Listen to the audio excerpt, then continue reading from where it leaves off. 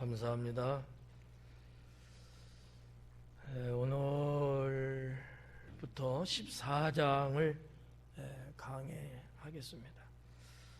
합당하냐? 라는 주님의 물음으로 나타나고 있는 단어를 주제로 삼았습니다.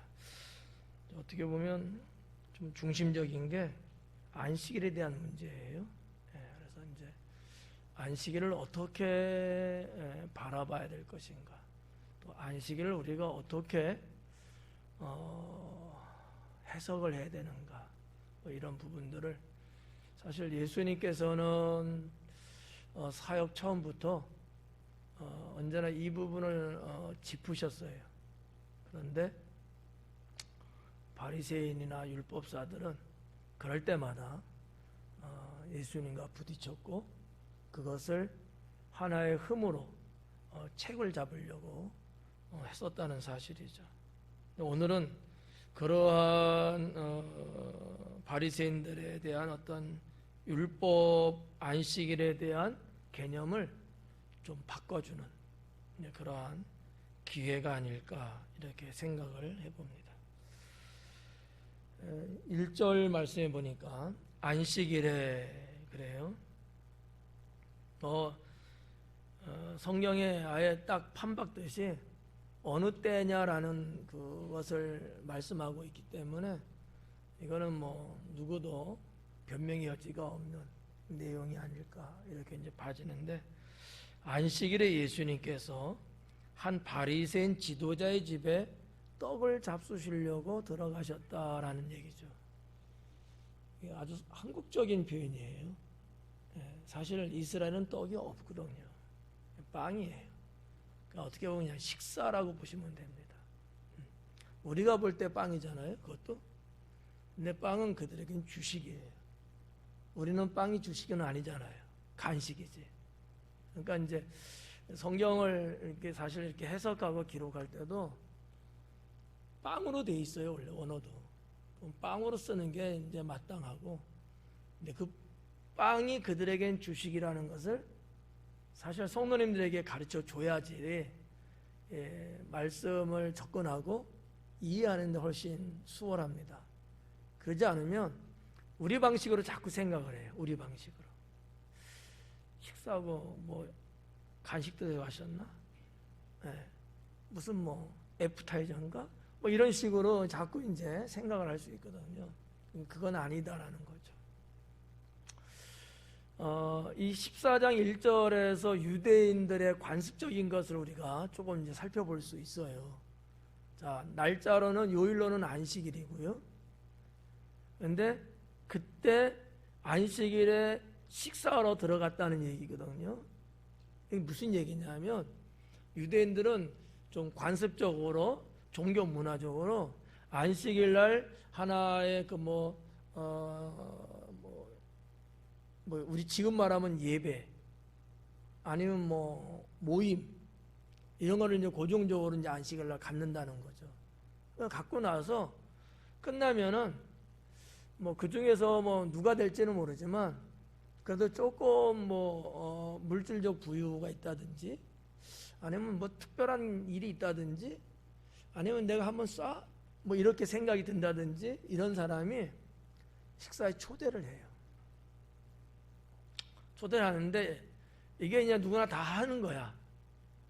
근데 어떤 사람은 자기의 좀 이렇게 좀 부를 좀 이렇게 나타내려고 하는 사람도 있을 수 있고, 어떤 사람은 정말 진솔하게 대접하고 싶어서 할 수도 있고, 여러 가지 있을 수 있는 건데, 이게 한번 생각을 해봐요.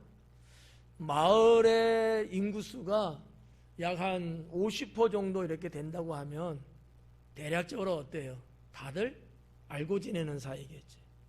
한국의 이게 이 마을 문화를 이렇게 보면 우리나라 역사적으로 쭉 내려오면서 보면은 한 100호 정도 되는 마을 안팎이 이제 많았다 그래요. 근데 그 정도면 저 건너편에 누가 살고 거기에는 자식이 누구고 하다못해 그 집에 들어가면 장독대가 어디에 있고 뭐 이런 것 정도는 다 이렇게 알고 지내는 사이라고 하는 거거든요.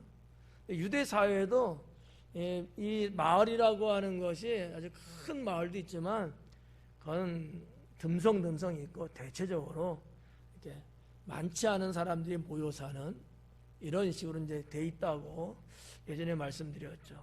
그거는 아마 지리적으로 그럴 수밖에 없을 거예요. 지리나 지형적 차원에서 뭐 평야다 뭐 이렇게 뭐 들판이다 이러면은 그러지 않을 텐데 거기는 그냥 뭐 그 지형 자체가 사람이 이게 주거하고 살 수 있는 지형이 이렇게 흔하지가 않아요. 그러니까 틈새에 집들 짓고 마을 형성해서 살 수밖에 없는 이 중동 광야 땅의 삶이거든요. 이런 것들이 아마 이제 그랬을 것 같은데, 그러니까 여기서 이제 누가 초대했는데 저 사람이 왜 갑자기 초대했지? 이걸 이상하게 생각할 사람은 아마 없지 않을까. 요거 설명하려고 지금 말씀드리는 거예요. 아무것도 모르는 정보가 없는 사람들이 모여서 회당에서 뭐 있었으면은 뭔 일이지?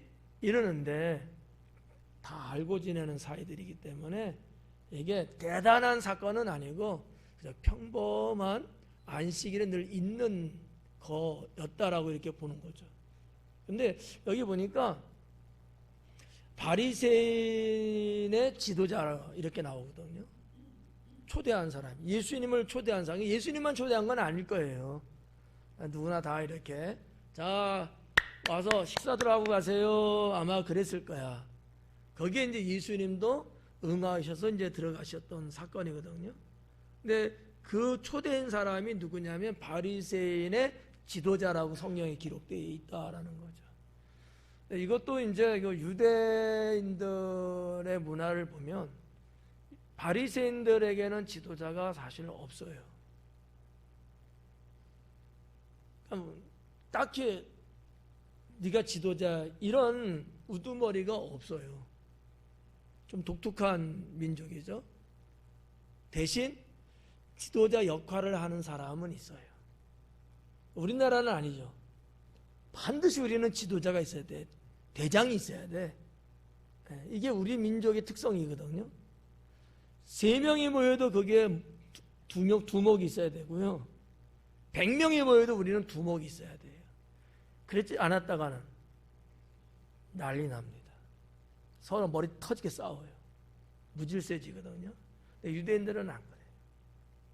그냥 어떻게 보면 참 체질적으로 잘 정돈되어 있는 민족 아닐까 이렇게 볼 수 있는 건데, 자 아무튼 원어에도 그렇게 돼 있어요. 번역을 지도자라고 했습니다마는 지도자급에 해당되는 정도의 사람이 예수님을 초대했는데 예수님만 초대는 아니고 회당에서 끝난 사람들 다 이렇게 와서 식사할 수 있게끔 한 초대였다 이렇게 보시면 이 1절에 여러분들이 조금 도움이 될 수 있어요. 근데 이 1절을 왜 이렇게 설명해 드리냐면 1절의 이 상황을 좀 알아야 그 다음에 나오는 내용들을 이해하는 데 좀 더 쉬울 수 있어요. 그래서 말씀을 좀 드리는 거고요. 자, 여기에 이제 식사하시려고 들어갔다라는 거예요. 근데 그들이 엿보고 있더라 그래요. 자연스럽게 식사하러 들어간 거야. 여기가 이제 회당이고 이제 바리새인의 집이 이제 이쪽에 있을 거 아니겠어요? 야, 끝났어요. 우리 식사하러 갑시다. 제가 오늘 쏠게요. 다 오세요. 뭐 이렇게 해갖고 이제 자리를 옮겨서 들어가는 거야. 근데 그들이 그런 예수님, 들어가는 예수님을 엿보고 있다라는 거죠. 여기서 말하는 그들은 누굴까? 성경 본문에서 나오고 있는 율법 교사와 바리새인들이었다라는 거죠. 자, 지난주에 13장 마지막 부분을 전하면서 자, 바리새인들이 다 나쁜 건 아니다 그랬어요. 그들 중에도 경건한 사람도 있고 정말 진리를 탐구하는 그런 사람들도 있고요. 하나님 잘 믿는 사람들도 있거든요. 외식하고 가증스럽게 이런 사람도 있지만 모두는 아니에요. 그래서 우리가 뭐 누가복음 7장이라든지 11장이라든지 오늘 본문의 14장이라든지 이런 데 보면 상당히 바리새인 중에서도 나사렛 예수라는 선생에 대해서 우호적인 사람도 있었어요. 우호적인 사람. 무조건 싸잡아 갖고 야, 우리 무조건 다 우리 나사렛 예수는 죽이는 거야.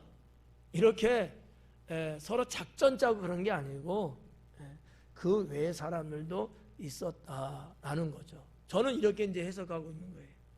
14장에서 예수님을 식사에 초대한 이 사람은 아마 정말로 초대하는 그 정도였을 거다. 뭐 예수님을 책 잡고 시험해 보려고 초대한 것은 아닐 거다라는 거예요. 왜 이런 말씀 드리냐면, 글쎄 뭐 여러분들이 혹 어디에서 어떠한 성경 해석을 보게 될는지는 모르지만 혹 어떤 학자들은 부정적으로 봐요. 바리새인이 예수님을 식사에 초대한 것은 시험하려고 한 것일 거다, 이렇게 말하는 학자들도 있어요.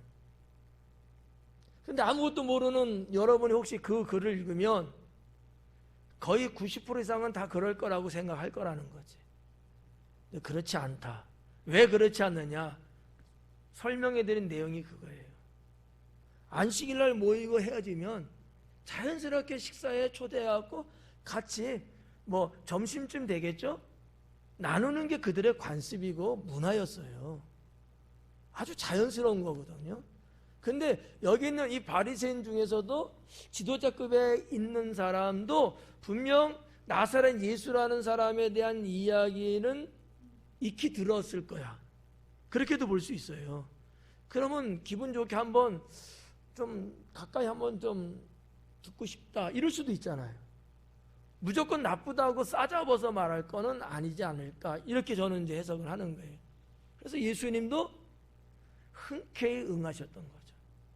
사실 예수님께서 성경에 기록된 내용으로 보면 뭐 안식일날 뭐 이렇게 들어가서 식사하시고 뭐 초대받 이런 기록이 없거든요. 누가복음 14장에 나온 것이 유독 단일한 사건이에요. 여기는 누가가 기록했을 때 부정적으로 기록했기보다는 안식일에 대한 바리새인들, 율법 교사들의 잘못된 생각을 깨닫게 하기 위해서 주님이 이 사건에 들어가셨고 누가는 그것을 기록한 거다라고 본다는 거죠. 여기까지 이해가 갈까요? 그런데 예수님 그 자리에 있던 사람들 중에도 율법교사와 바리새인들 많아요. 같이 회당에 모이기도 했어요. 그들이 예수님을 엿보는 거예요. 그 집에 들어가는 모습을 엿보고 있는 거야. 한국적 표현이죠. 우리는 익숙한 단어 아니에요? 엿본다는 거. 그 엿본다는 게 여러분 어떤 행동이에요? 한번 해봐요. 멋쩍어? 네. 뭐 이래서 이제 이렇게 봐야 되는데 엿보는 거는 이런 거잖아요. 네? 이렇게 이제 한국적으로 이제 번역은 했어요. 좀 더 원어적으로 말씀을 드리면 자세히 주의 있게 살피다라는 뜻이에요. 그러니까 대충 본 건 아니라는 거야. 그냥 왜 저러지? 이게 아니라는 거예요. 유독 주목해갖고 하나하나 낱낱이 살피기 위해서 봤다라는 뜻이거든요. 자, 요 사건은 바리새인의 지도자급에 해당되는 사람은 좀 더 긍정적으로 저는 번역을 하고요. 엿보는 사람들은 부정적으로 번역을 하는 거예요. 별개로. 정말 그들은 예수님의 동태를 살피려고 하는 그런 부분. 우리가 13장 보면서 무슨 말씀 드렸어요? 헤롯이 당신을 죽이려고 하니까 여기를 떠나라, 그렇게 이야기한다 그랬잖아요. 헤롯에 의해서 파송된 사람들일 확률이 높습니다. 그들이 계속 연장돼 갖고 14장까지 오고 있다고 본다면 가라는데 안 가고 있는 거예요. 그렇잖아요. 아니 헤롯 왕이 당신 죽이려 하니까 여기서 떠나세요. 떠나라고 그랬어요. 안 떠나면 죽일 수도 있대요. 엄포 났거든요. 근데 예수님은 뭐라고 했어요? 거기에 대해서 또 일주일 됐다고 까먹은 거예요? 나는 나의 갈 길을 갈 거니까 걱정하지 마. 그런 거 아니에요. 그러니까 주님은 여전히 계속 사역을 하시는 거야. 그렇다고 봤을 때 바리새인들이 그런 예수님을 자세히 살필 수밖에 없지 않았을까라는 거죠. 이거를 이해를 하셔야 돼요. 그러니까 여전히 예수님 주변에는 예수님을 책잡고 모함하고 사건을 만들려고 하는 사람들이 언제나 있었다. 엿본 사람들은 아마 그런 사람들일 것이다. 그러지 않으면 이 엿본다는 개념으로 누가는 단어를 사용하지 않았을 거예요. 그래서 이제 그렇게 이제 보는 거고. 자, 엿봤는데 2절에 보니까 주의 앞에 수정병 든 한 사람이 있는지라 그래요. 수정병 든 사람이야. 수정병이라고 이제 뭐 단어가 이제 기록됐습니다만 이 수정병이라는 게 우리가 평소에 늘 익숙한 단어가 아니에요. 그런 병이 아니거든요. 평생 처음 들어본 사람도 있을 수 있어요. 수정병. 여러분 어때요? 수정병이라면 들어봤어요? 안 들어봤잖아요. 누가 말을 해야 들어보지. 말해도 한두 번 들어갖고 까먹는 거야 그냥. 매주 들어도 까먹는데. 수정병이라는 게 뭐냐, 쉬운 말로 말하면 이런 거예요. 이 복부 배 있잖아, 배에 물이 차갖고 몸이 부어오르는 병이야. 쉽게 말하면. 좀 끄떡끄떡들 하시네. 근데 그렇게 생각하는 그 병은 아니야. 하여튼 상태는 그래, 상태. 좀 더 의학적으로 말하면 어떤 거냐면 그 우리의 그 신체의 조직, 피야 뭐 이런 등등의 근육, 이런 어떤 조직 세포들이 있잖아요. 이런데 정상적으로 분비되는 수분들이 있어요. 수분이 분비되지 않으면 죽죠, 말라갖고. 근데 비정상적으로 흘러나오는 거야. 근데 이것이 흘러나와도 어때요? 다 필요한 데 공급되면서 또 이렇게 소멸되고 빠져나가야 되잖아요.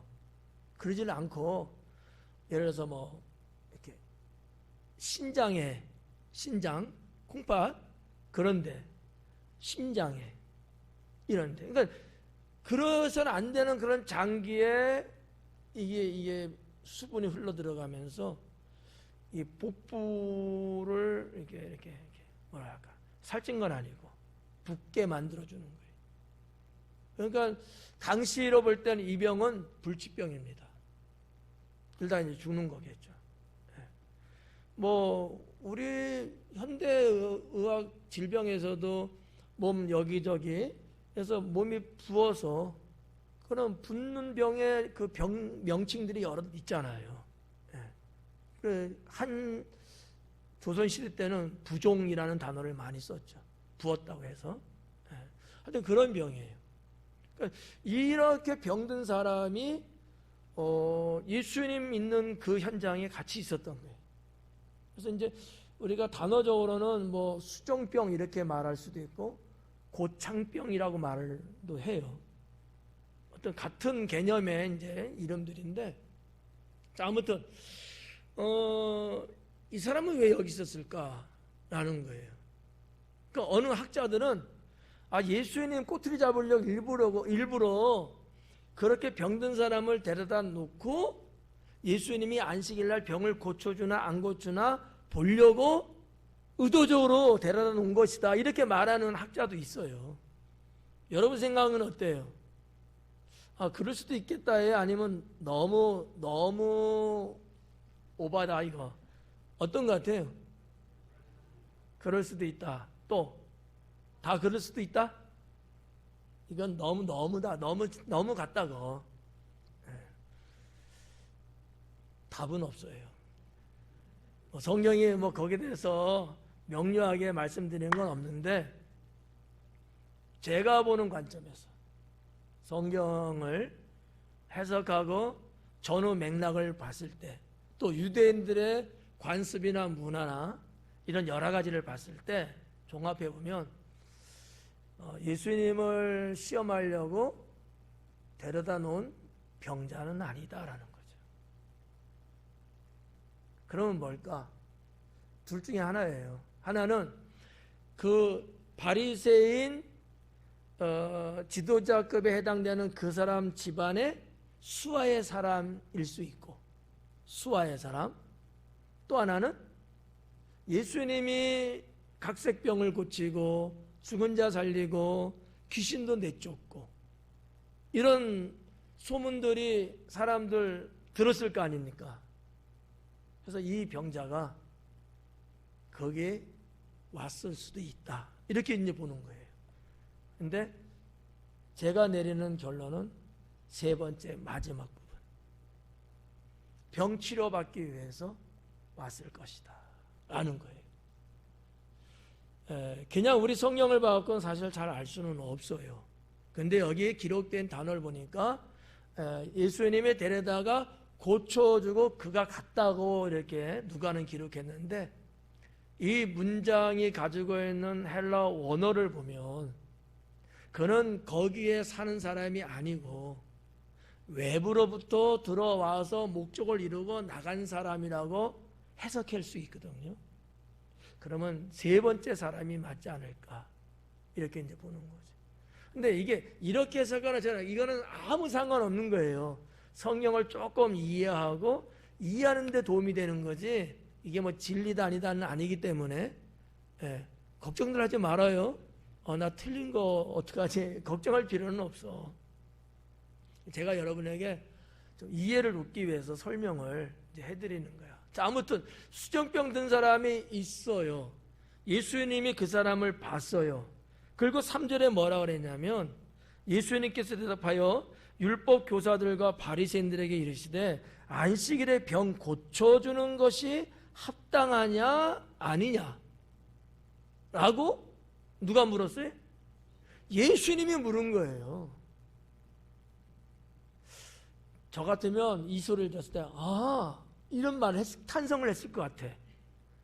근데 여러분 조용하네. 다 알고 있어요? 정말 나는 그랬을 것 같아. 왜? 예수님이 이렇게 먼저 역으로 질문을 던지는 경우가 없거든요. 있을까요? 여러분이 알고 있는 성경에서 없어요. 혹시 있다고 해도 아주 극소수, 한 1% 정도 될까 말까 할 정도밖에 없어요. 그러니까 상당한 사건이야. 이거는 의미심장한 거예요. 그래서 당시에 그 자리에 있었던 율법 교사나 바리새인들도 깜짝 놀랄 수밖에 없어요. 이거 뭐지? 왜? 예수님이 훅 치고 들어왔거든. 겁먹을 수도 있어요. 항상 먼저 그들이 성공을 했거든요. 근데 이번만큼은 예수님이 성공을 하신 거야. 왜 그러셨을까? 여기는 다분히 예수님의 의도적인 것이 있지 않았을까? 안식일에 대한 문제예요. 근데 이 안식일에 대한 문제는 그 처음부터 끝까지 계속 돼 오고 있는 거예요. 안식일에 대한 문제는 예수님 사역 처음부터 끝까지 안식일에 대한 문제, 넓게 말하면 율법에 대한 문제는 계속해서 부딪혔던 사건들이었거든요. 이 문제를 해결해 나가고 이 문제의 잘못된 부분을 예수님은 가르쳐 주기 원했던 거거든요. 그래서 성공을 하셨다고 저는 보는 거죠. 그게 이제 3절 말씀이다라는 거죠. 자, 뭐라 그래? 안식일에 병 고쳐주는 거예요. 평일에 병 고쳐주는 거는 하등에 문제 없죠. 근데 이날이 뭐야? 안식일이에요. 여러분이 알고 있는 안식일에는 뭐 하면 안 돼요? 일하면 안 돼. 노동하면 안 된다는 거예요. 그럼 환자를 병 고쳐주는 거 노동일까 아닐까? 노동이야. 이 노동위원회 한번 물어볼까? 노무사한테 물어볼까? 노동일 거야. 왜냐, 자기 근무 시간 외에 쉬는 시간에 지금 일을 해야 되니까 그러면은 한 150%는 줘야지. 예. 노동으로 본 거예요 다. 옛날이나 지금이나. 특히 유대인들에게 있어서의 안식일은 상당히 중요한 날이거든. 이건 너무 중요한 거예요. 우리가 성경의 역사를 좀 거슬러 쭉 올라가서 출애굽 때 광야에서 먹을 것이 없어가지고, 즉 고기도 먹어본 지 오래됐고, 그래서 불평들 하잖아요. 하나님이 뭐를 줘요? 만나와 메추라기를. 그래갖고 이제 날마다 이제 나가서 밖에 나가서 아침에 이제 새벽에 이제 걷어오는 거예요. 그런데 어느 날은 이틀치를 걷어오라는 거야. 언제예요? 안식일 전날. 왜요? 안식일날 나가서 그거 걷어오면은 뭘로 본 거예요? 일한 거로 본 거예요. 누가 그러라고 했죠? 누가 했어요? 안식일 열날 이틀치를 걷어오라고 누가 그랬어요? 하나님이 하신 거예요. 하나님. 이 정도면 안식일날 일하지 않는다는 것은 이건 철칙이야. 유대인들에게서 하나님 말씀 명령인데 이걸 감히 누가? 이런 세월을 예수님 당시로 보면 약 2500년 동안 계속 내려온 거예요. 예수님 시대로 보면 지금은 3500년 완전 고착화되어 있는 안식일의 개념. 좀 이해가 갈까요? 예수님은 이것을 새로운 관념으로 바꾸려고 하시는 거죠. 작업을. 쉬울까 어려울까요? 엄청 어렵습니다. 저는 여러분 30년도 바꿔놓으려 하는데 안 되는데 엄청나게 어려운 거 이거요. 에? 자, 송구 영신 예배 때 제목이 뭐였죠? 생각 해보셨어요? 한 치수 올리자. 이거 제가 볼 때 바꿀 사람 많지 않을 것 같아요. 지금 말로는 지금 며칠 안 돼갖고 지금 머릿속에 조금 잔상이 있습니다만 정말 1년 동안 한 치수 올릴 사람이 얼마나 될까 나는 궁금해 사실은. 이게 잘 안 바뀐다는 거지. 안 바뀌어. 지금까지 몇 년, 몇십 년 굳어왔던 습관 잘 바뀔까요? 안 바뀌어. 안 바뀌니까 여러분 안 웃는 거야. 웃긴데도 안 웃어. 슬픈데도 안 울고. 그렇게 살아왔어 그냥. 그러니까 다른 사람하고 동질감이 떨어져요. 그럼 소통이 안 돼. 그럼 어떻게 해야 돼요? 어떻게 해야 되죠? 바꿔야죠. 바꿔야 사는 거예요. 나 혼자 살면 괜찮은데 더불어 같이 살려면 내가 바꿔야지. 내가 안 바꾸는데 되겠어요? 요즘 애들이, 우리 자녀들이 어른들 좀 거부하는 성향이 많잖아요. 근데 애들하고 가까이 하고 싶어. 어떻게 해야 돼요? 애들이 바꿔야 돼? 내가 바꿔야 돼? 알긴 잘 알아요. 내가 안 바뀌면 애들은 안 바뀌어요. 왜? 애들은 그 세계를 몰라. 그러니까 내가 바꿔야 되는 거예요. 그러니까 바리새인들의, 유대 백성들의 율법에 대한 안식일에 대한 개념은 완전히 굳은 정도가 아니야. 이거는 엄청난 거야. 이거를 바꿔주려는 예수님의 의도가 다분히 이 사건 속에 있지 않겠는가라고 보는 거죠. 그래서 이 안식일 문제를 이제 터뜨리시는 건데, 자, 합당하냐 합당하지 않냐는 이 단어를 번역해냈어요. 우리나라 성경학자들이. 근데 원어적으로 보면 합당이라는 단어보다는 합법이라는 단어가 맞아요. 합법적이냐 합법적이지 않느냐. 법이라는 것이 연결되어 있는 단어라는 거예요. 합당은 법하고는 상관없어요. 그죠? 우리의 일상생활 속에 해야 되는 거냐 하면 안 되는 거, 이런 개념 정도밖에 안 되거든. 근데 합법은 법적으로 맞냐 틀냐 이거예요. 법리를 따지는 문제거든요. 왜요? 왜 그랬을까요? 왜 이 단어를 썼을까요? 율법이기 때문에 그렇다는 거죠. 율법. 법이잖아. 그러니까 안식일 날 병든 사람을 고쳐주는 것이 합법적이냐 불법적이냐 너들 한번 말해봐 이런 거예요. 예수님이.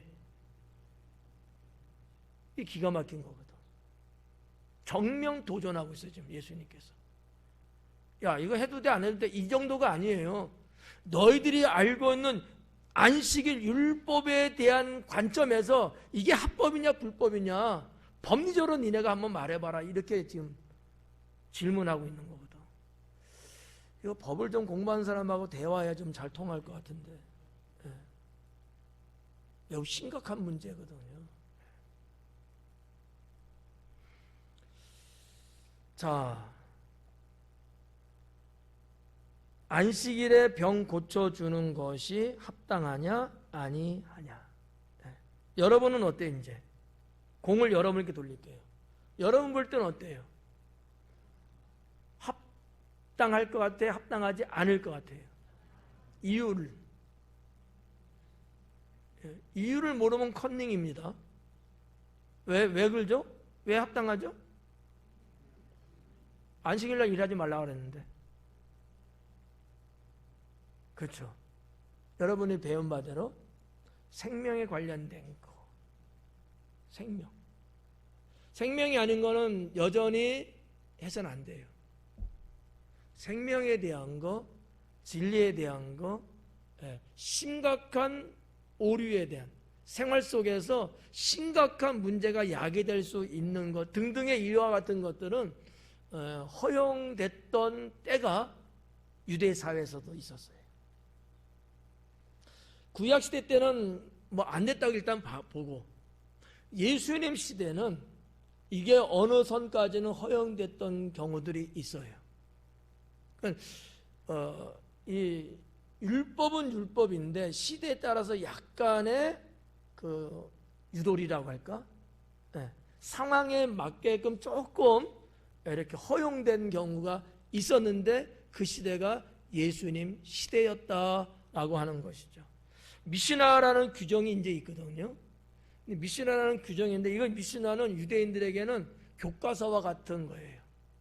생활 백서고요, 지혜서고요. 이런 것들이 아무튼. 그러니까 그들이 갖고 있는 모세 오경 율법책, 구약 성경책 그거는 아니지만 그것을 해석해주고 그 말씀을 어떻게 번역해서 실생활 속에 적용할 수 있게끔 해주는가라는 제2차적인 율법과 같은 거예요. 거기에 보면 이 온건한 규정이 있고 완벽한 규정이 있어요. 그래서 이제 여러분도 성지순례 갔을 때 이제 쿰난 갔다 오셨잖아요. 쿰난에서 발견된 자료에 기록된 것을 보니까 이런 부분이 있는 거예요. 원래 유대인들에게는 절대 안 돼요. 안 되는데 쿰난에서도 보니까 그런 게 있는 거야. 안 돼. 왜냐하면 쿰난에 여러분 공동체를 만들어서 생활했던 사람은 오로지 하나님 말씀 신앙을 지키기 위해서 거기 간 거거든요. 단순하게 도피해서 간 게 아니에요. 하나님 말씀 신앙 이거 하나 지키려고 그들은 모든 거 다 버려두고 쿰난으로 갔고 거기에서 결국은 죽었거든요. 그 정도의 사람들이에요. 그러니까 상당히 철저한 사람이라고 봐야 되겠죠. 근데 거기에도 보니까 그렇게 써 있는 거야. 웅덩이에 빠진 짐승이 있어. 자, 건져줘야 돼요? 건져주면 안 돼요? 왜요? 안 죽어. 내일 건네도 돼. 안 죽어. 그렇잖아요? 죽어요? 내일 죽는다면 건져줘야 되겠지. 안 죽어. 여러분 하루 웅덩이 속에서 산다고 죽어요? 안 죽어요. 그러면 어떻게 해? 건져주면 안 돼. 대신 그 짐승이 먹을 꼴은 넣어줘도 된다. 이렇게 돼 있다고. 조금 완곡해졌어요. 이런 것도. 예. 아까도 말했지만 사람이 위급한 상황일 때는 안식일에도 병을 고쳐주기도 하고 이런 거. 이런 것들이 예수님 그 당시에는 아주 완벽한 안식일 율법에서 조금 완화된 것 같은, 이거는 그 시대마다 유대인들이 그렇게 해석을 조금 편하게 이제 했고 그렇게 또 생활했다라고 하는 것이죠. 예수님은 이걸 아시는 거야. 그러면 예수님 앞에 있는 율법 교사나 바리새인들은 그와 같은 것들을 알고 있을까요, 모를까요? 알고 있겠죠, 당연히. 그래서 문제가 발생합니다. 그 문제가 뭘까요? 4절이에요. 그들이 잠잠하거늘. 이게 그런 게 허용이 되지 않다면 아이 무슨 소리 하는 겁니까? 대본에 이렇게 치고 나왔어야 돼요. 그런데 예수님의 이 질문을 받으면서 가만히 있는 거예요. 틀린 얘기가 아니거든. 이해가요? 네.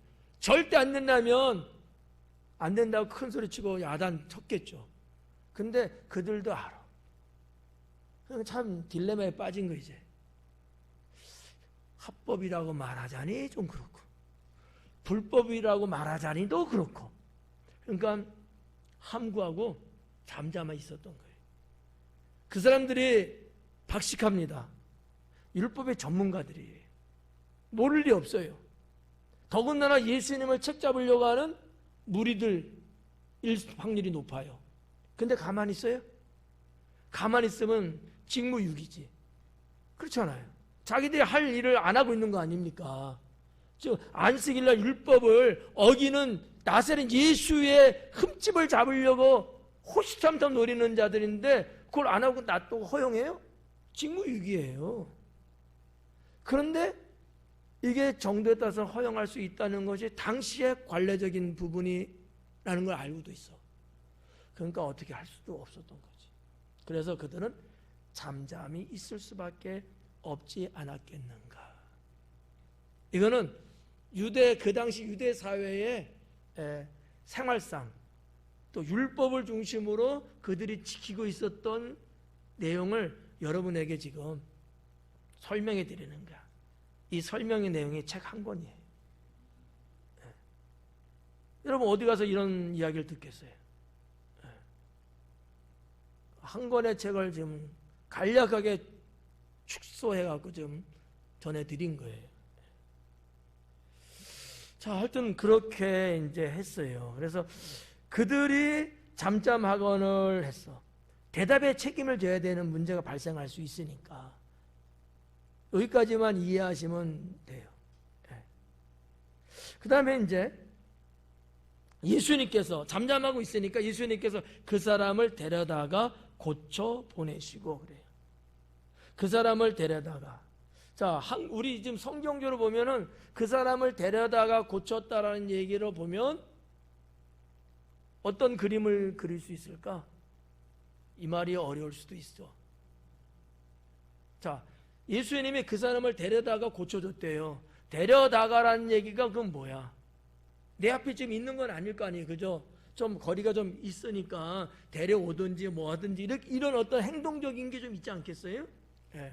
이제 이렇게 이제 번역이 됐어요. 근데 좀 더 원어적으로 보면 그것도 뭐 틀리다 볼 수는 없는데 그보다 더 정확한 건 뭐냐? 그 사람에게 손을 얹고 그 사람을 이렇게 손으로 붙잡았다는 거예요. 그 사람. 그거를 이제 번역에는 데려다가라고 번역을 했어. 그러니까 예수님께서 그냥 말씀으로도 고칠 수 있어요, 없어요? 있잖아요. 근데 아니하신 거야. 왜라 그랬죠? 뭐 때문이라 그랬어요? 나 벌써 말했는데 저번에 예수님이 이런 경우 많잖아요. 치근히 여기시고 예수님의 사랑을 표현하고 계시는 거예요. 물론 저 같으면 날지어다 이렇게. 근데 예수님은 아니죠. 그 병든 사람을 불쌍히 치근히 여기시고 사랑의 손을 얹으시는 거예요. 안수가 그래서 능력이 있는 거예요. 그래서 예수님의 사역 사건 속에 그 병자를 고치는 것들 보면 거의 다가, 다는 100%는 아니지만 거의 다가 주님이 친히 손을 얹으시고 고쳐주셨어요. 소녀 일어나라 할 때도 그냥 일어나라 하면 되잖아요. 일어나. 그래 되잖아. 소녀의 손을 붙잡고 일으켜 세우시고. 눈먼 맹인 신라 묵가에서 그냥 뜰지어다 하면 되잖아. 아니? 그거 안 돼요? 말씀으로 세상을 창조하신 분이신데? 근데 아닌 거야.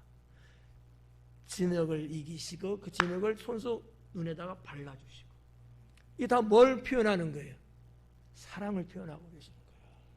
그만큼 영혼을 품으시는 우리 주님이시라는 것을 이런 모습 속에서 우리가 좀 느낄 수 있지 않을까라는 거죠. 그러니까 이 대목에서 예수님이 수정병 든 사람을 고쳐주는 이 간단한 사건에서도 우리가 보면 아하, 주님이 그냥 한 정도가 아니고 그를 치근히 불쌍히 사랑의 마음으로 손수 그를 붙잡고 고쳐주시고 그가 왔던 길로 나가게끔 해주셨구나 라고 하는 거죠. 그 내용이 여기 4절에 있는 거예요. 예수님께서 그 사람을 데려다가 예수님께서 그 사람 몸에 손을 얹으시고 예수님께서 그 사람 몸을 붙잡으시고 그리고 고쳐주셨다. 그리고 그 사람은 나갔다라는 거죠. 고쳐 보내시고 보낸 거예요. 이런 표현도 상당히 신학적으로는 의미가 커요. 근데 제가 지금은 해드릴 수가 없어요. 시간이 또 그러니까.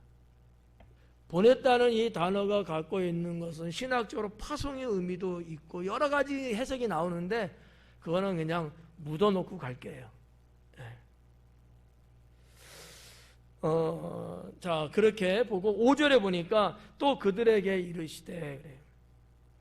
너희 중에 누가 그 아들이나 소나 우물에 빠졌으면 안식일에라도 곧 끌어내지 않겠느냐. 자, 봐봐요. 이제 비교하고 계신 겁니다. 수정병 든 사람과 안식일에 지금 아들이나 소가 웅덩이에 빠진 거하고예요. 병 걸린 거와 웅덩이에 빠진 거의 비교입니다. 너희 같으면 너희 아들이 너희 집에서 기르는 소가 웅덩이에 빠졌다고 했을 때 건져줄까 안 줄까? 건져주겠죠. 근데 그날이 안식일이에요. 그래도 할 거야?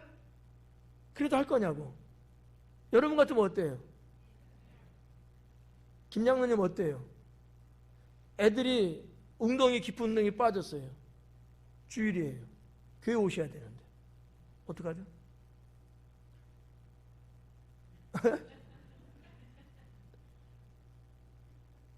건져내죠.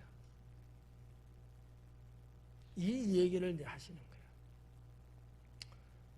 바리새인들은 또 충격을 먹는 거예요. 병든 사람 고쳐주는 것 그만큼 귀한 거야. 너희가 그렇게 할 줄 알면서 내가 안식일날 병든 사람 고쳐줬다고 해서 너희가 이상하게 여길 것이냐? 너희가 그래도 나를 책 잡으려고 하느냐? 이런 어떠한 반문에 또 반문을 하고 계시는 것 아닐까라는 거예요. 만약에 저한테 이런 질문을 하신다면 저는 당연하게 그래도 건져야죠. 그러실 것 같아요. 안 그럴까요? 그러면 1,000원짜리가 웅덩이에 떨어졌으면 들어가서 건져야지. 예수님의 이 대조 분석적인 이 접근법이 상당히 예리하고요. 상대방을 꼼짝 못하게 할 만큼 정확도가 높다는 사실이에요. 그냥 허술하다든지 말도 안 되는 거 이런 접근을 하지 않았고 전곡을 팍팍 찌르고 이렇게 예수님은 지혜롭다라고 저는 생각을 합니다. 그래서 자 아무튼 여기 앞에서 행하신 치유 사역의 대조, 비교를 그 다음 절에 이렇게 하면서, 자, 그러면 이제 결론에 도달한 거잖아요. 안식일일지라도 그냥 그냥 자잘구레 이런 거는 해서는 안 된다고 예수님도 알고 계셔요. 그러나 사안이 사안인 것만큼 이런 것들은 해도 무방하다라고 예수님은 결론을 짓는 것 같아요. 그래서 당시에 그 율법사나 바리새인들의 이 고정관념, 정말 완전히 쩔어들은 이 고착된 이 사상을 벗겨주시는 이 역할을 지금 주님이 여전히 반복적으로 하고 계시는 건 아닐까. 그렇다고 보면 오늘 우리도 똑같다고 저는 봐요. 오늘날 21세기를 살아가는 우리 크리스찬들이잖아요. 우리 교회뿐만 아니라 여기저기 여러 다른 교회들도 마찬가지예요. 상당히 율법적으로 성도들의 영혼을 얽어매는 경우들이 많거든요. 너무 위험하다는 거죠.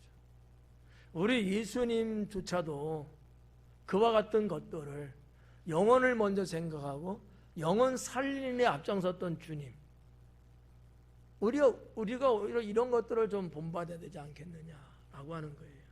물론 지킬 것은 지켜가야 되지만 그것이 사안의 경우에 그보다 더 중요한 것을 행하는 것이 옳지 않겠느냐. 이런 사건들은 참 많아요. 예를 들어서 사마리아 사람에 대한 얘기도 비슷한 내용이거든요. 유대인에게 있어서 이방인? 이건 상종할 수가 없어요. 근데 반대로 사마리아인은 유대인들을 똑같이 볼 수밖에 없어요. 도와줄 수가 없는 거야. 아무리 강도 만났어도. 그렇지만은 모든 것을 다 타파하고 도와주고 살려주잖아요. 이게 이웃이고 이게 사랑이라는 거거든요.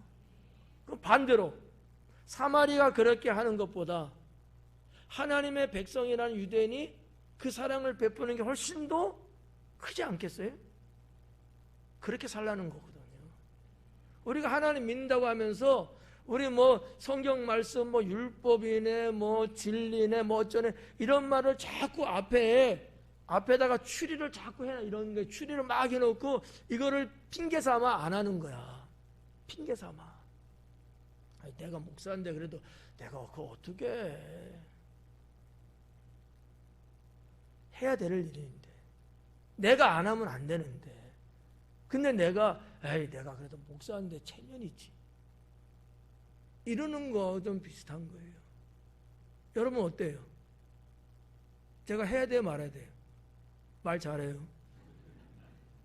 해야 돼요 말아야 돼요? 그렇지, 해야죠. 어떻게 보면 이런 타이틀이 고정관념적인 율법이라는 거예요. 이거를 벗을 수 있어야 돼요. 그래서 제가 갖고 있는 이제 신학 사상은 딱 두 가지라고 그랬잖아요. 영혼 살리는 거 하나, 주님의 이름으로 선을 행하는 거 하나. 이거 앞에는 이길 것이 없다. 그게 우선이다라는 거예요. 우리가 그렇게 우리 이웃을 상대해주고 나의 삶의 영역을 그렇게 펼쳐나간다면 하나님 앞에 부끄럽지는 않을 것이다 라는 거죠. 그렇다고 해서 우리가 신앙이고 다 그냥 내팽개치고 그런 건 아니잖아요. 지킬 것은 지켜가면서 내가 할 수 있다면은 그런 것을 해나갈 수 있는 진리. 또 여기에 대해서 여러 가지 할 말들은 많이 있을 수 있어요. 신학에서 말하는 상황 윤리냐 뭐냐 이런 얘기도 있는데 이런 거는 복잡한 얘기니까 그냥 그렇게 보지 말고 오늘은 이 본문 속에서 볼 수만 있는 안식일을 지키는 문제, 율법적인 문제. 중요한 것은 생명을 살리고 이런 등등이다. 이렇게 보시면 좋을 것 같아요. 이거를 빙자해서 여러분 곁길로 가시면 안 돼요. 그거는 좀 거시기 하지 그렇게 되면. 그래서 아무튼 오늘은 5절까지 그렇게 보면서 6절에 그들이 이에 대하여 대답하지 못하니라. 대답을 못해요. 4절에서는 잠잠했어요. 이것도 이제 설명해 드릴 말은 사실이 있는데, 잠잠하고 있는 것과 대답 못하는 것은 현격한 차이가 나요. 뒤에 대답하지 못한다는 것은 자기들이 대항할 만한 변이 없어요. 이야기가 없는 거야. 법리적으로. 이 얘기인즉 예수님 행하신 것이 뭐하다? 합법하다라는 거예요. 이게 결론이에요. 예수님이 보여주신 행위가 합법하다 라는 거. 앞에서 잠잠하다는 것은 관망 정도야. 말해야 될까 말아야 될까. 지금 뇌에서는요, 지금 컴퓨터 막 돌아가고 있거든요. 어느 타임에 말해야 될까, 어디까지 말해야 될까, 지금 막 율법 교사들은 생각하고 있었을 거야. 근데 쉽게 대답을 못했어. 왜? 잘못 말하면 자기가 다 책임져야 되니까. 그런데 6절에 와서는 정리가 끝났어요. 합법하다는 거야. 이미 종결됐어. 그래서 이렇게 누가도 6절로 마무리를 짓지 않았을까, 이렇게 이제 봐지는 거고요. 이제 다음 주에 이제 하게 될 7절부터는 이어져 나가는 말씀인 것 같아요. 네. 자, 이런 것들을 근거로 해서 예수님이 교훈하고 싶은 게 있는데, 그게 뭐냐? 너희가 초대받았을 때 상자에 앉으려고 하지 말고 아래 하석에 앉으라는 거예요. 근데 당시에 바리새인들이나 고관들은 상자에 앉는 것이 합법일까 불법일까? 합법이에요. 당연하게 앉는 거예요. 그런다 할지라도 말석에 앉으라는 거죠. 이런 어떤 생활의 가르침을 7절에 이어져 내려갑니다. 7절 이하는 다음 주에 기도하겠습니다.